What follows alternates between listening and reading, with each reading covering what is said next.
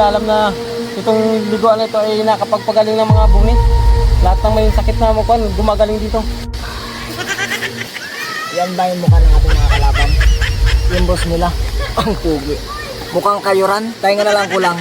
Para ng tuta. Nailang yung mga tao dyan sa kanila eh.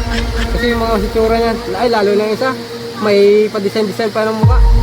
Boss, sukurin natin to. Kailangan maubos natin yung mga bata nila na yan. Walang kakwinta-kwintang mga mukha. Kaya kailangan natin mahuli yung pinakambus nila. Pag nalagyan ng sumungan yan, mukhang bilot na yan. Oo nga, ang sama ng mga mukha. Meron tayong...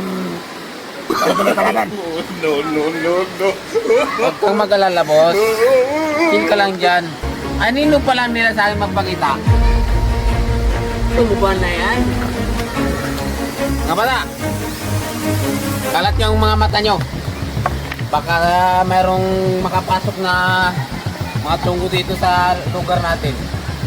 Itasin nyo na agad. Huwag nyo nang palampasin sa bakod. Oh, mga bata, mag-ingat kayo.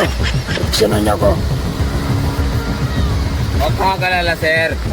Base. Kailangan na ng backup. Nakita na namin ang mga kalaban.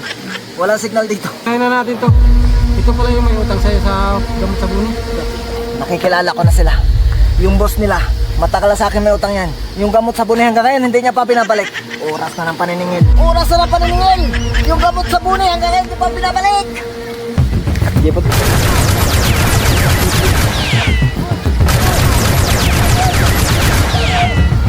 Boss, dyan na sila, boss!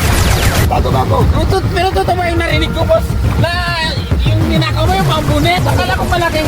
Ay, naalam yun. Pambuno kayo nito. Tapos kaso mga, sabihan ng mga tawa natin. Tanggala yan. Pambuni lang pala yung kinuha mo. Bata, sunod.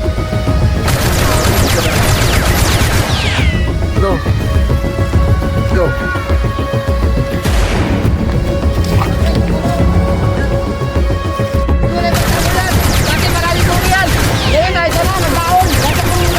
Wala na kayong mga gorilla kayo! Isa-isa kayo!